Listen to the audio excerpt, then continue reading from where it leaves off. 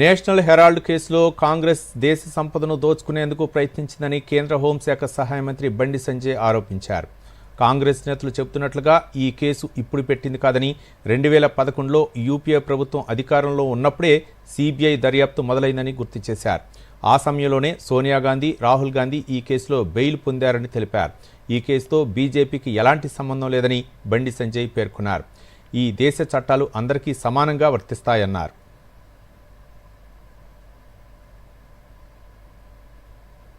Case book అయినప్పుడు 2012 UPA వాళ్ళ హయాంలోనే, సిబిఐ ఎంక్వైరీ ఎప్పుడు స్టార్ట్ చేసినారు వాళ్ళ హయాంలోనే, ఈడీ విచారణ ఎప్పుడు స్టార్ట్ చేసినారు వాళ్ళ హయాంలోనే, వీళ్ళ కేసు ఎప్పుడు బుక్ పోయింది వాళ్ళ హయాంలోనే, బెయిల్ ఎప్పుడు తీసుకున్నారు వాళ్ళ హయాంలోనే.